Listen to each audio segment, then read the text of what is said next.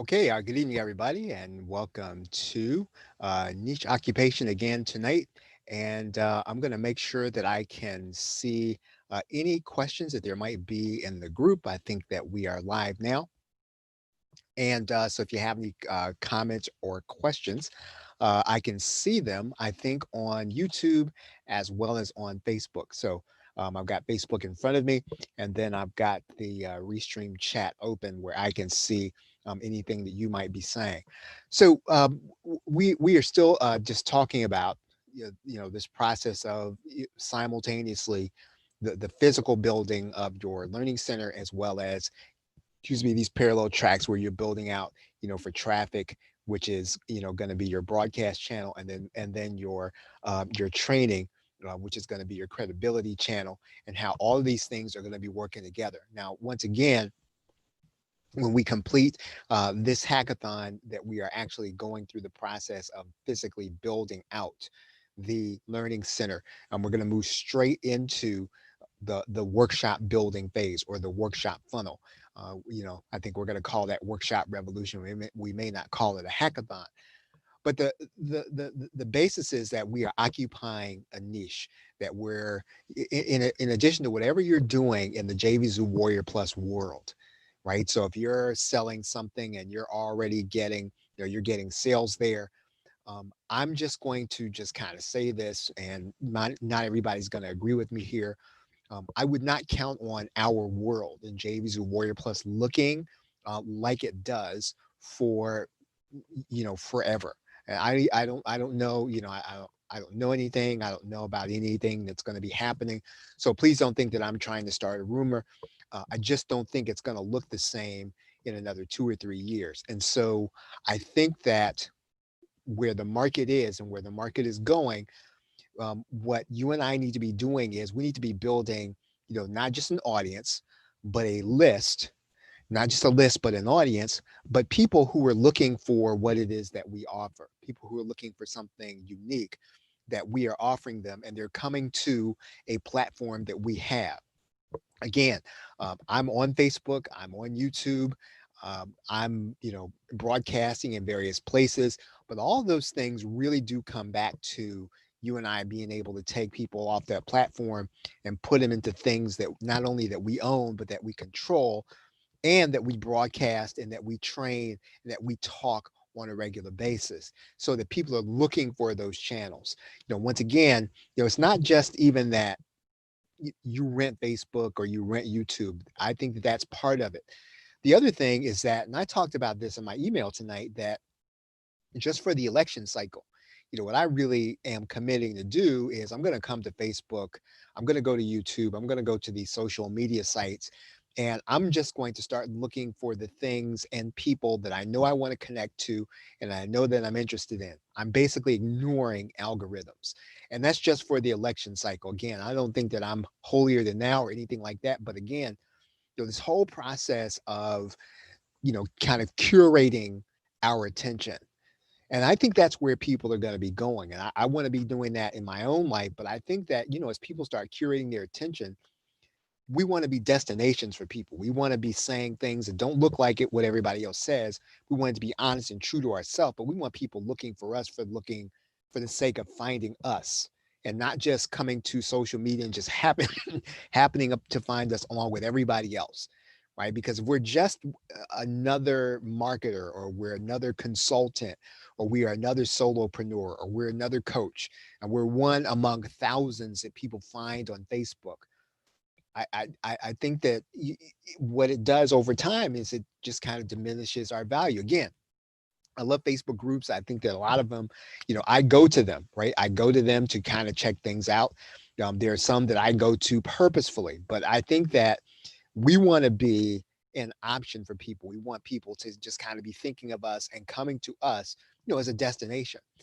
And so, I named this episode Getting into Production Mode, because part of the process really is, publishing on a regular basis. I mean, I talked about that in Content Factory.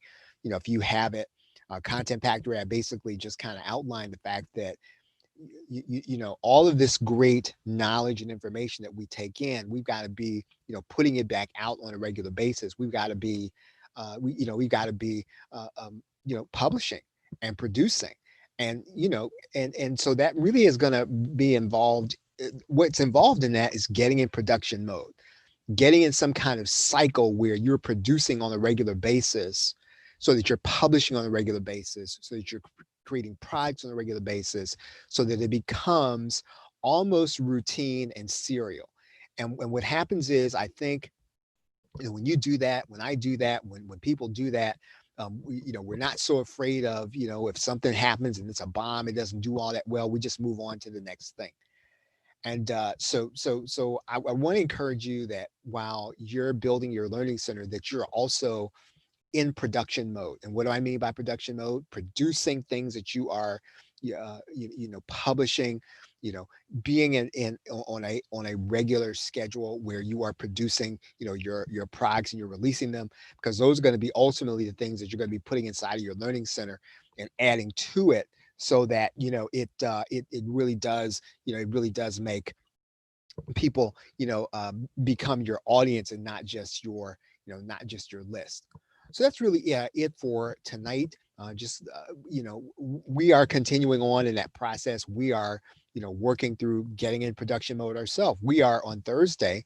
We're going to be doing, this local workshop where, again, what we're doing is we're taking the PLR that we got from Firelaunchers, and we're going to turn that into a workshop that we're going to do. So I'm going to change the workshop. I mean, I have been just doing internet marketing, just going to turn that into a Google My Business workshop.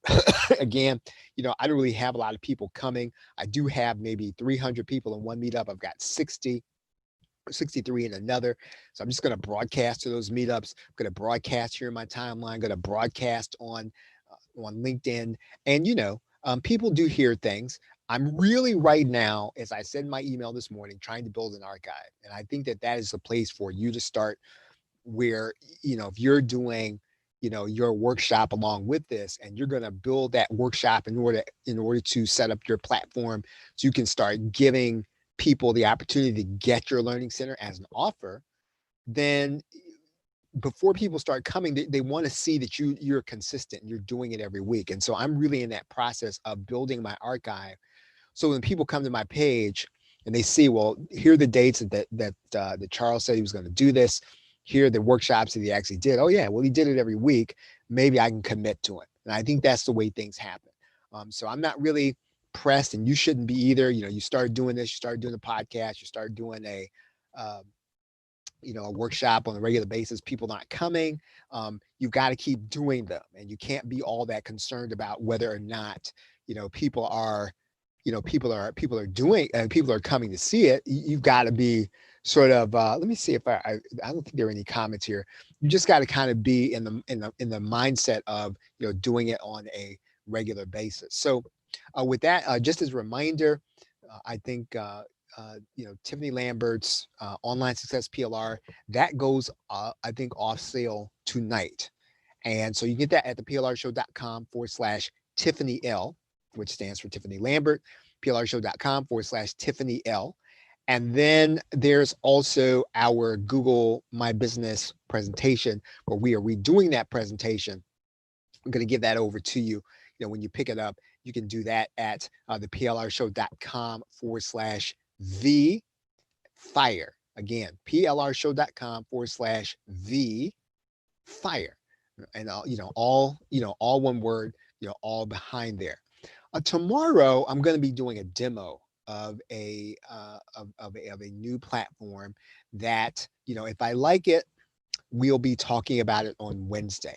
And I'm going to take a real close look at it tonight. I'm going to take another look at it tomorrow, even while I am producing our next PLR, which is going to be on Anchor. And for those of you who are, wanting to teach podcasting, this is a really good platform because it puts people on Spotify, number one. Number two, with Anchor, it's easy to use. And so we're going to get into how to use it on mobile, and that's going to be a good thing for you to be able to teach your people. They want to start a podcast. I mean, it's the absolute easiest way to kind of get started, right? And again, naturally, it's not going to be for people who are more advanced, but for people who want to get started podcasting, Anchor is a great place to get started. And so that's what the next PLR is going to be. Okay, so everybody, so thanks for hanging out with me here. I appreciate you all. And what I'm going to do here is I'm going to turn off my Zoom camera. And with that, thanks.